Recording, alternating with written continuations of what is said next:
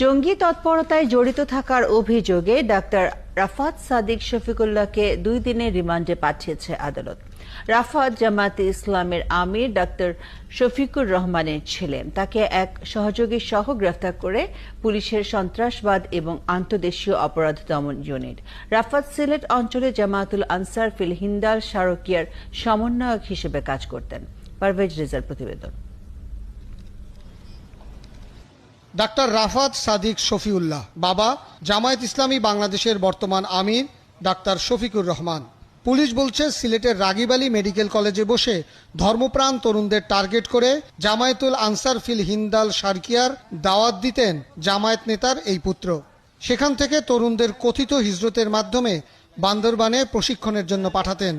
এই ডাক্তার রাফাত সিলেট অঞ্চলের এই বিভিন্ন ধর্মভীরু তরুণদের বা এই জঙ্গিবাদে বা জিহাদে উদ্বুদ্ধ করার জন্য দীর্ঘদিন যাবৎ এই প্রচার প্রচারণা চালিয়ে আসছিল।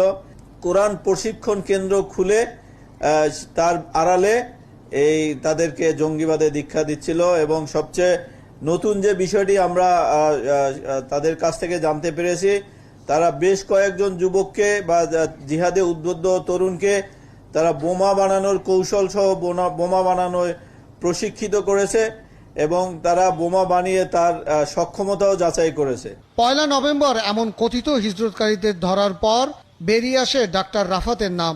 পুলিশ বলছে, বিচ্ছিন্নতাবাদী সংগঠন কুকিচিনের ক্যাম্পে 2021 সালের জুন মাসে ডাক্তার রাফাত ও তাহিয়াত নামের আরেক যুবকের নেতৃত্বে 11 জন বান্দরবানে কথিত হিজরতের নামে প্রশিক্ষণ নেয়। তাহিয়াত এখনো পাহাড়ে আছে, তবে ডাক্তার রাফাত ফিরে এসে সিলেটের জঙ্গি কার্যক্রম পরিচালনা করছিল। জামায়াত ইসলামীর আমিরের ছেলে গ্রেপ্তারের পর সেই দলটির সাথে জঙ্গি গোষ্ঠীর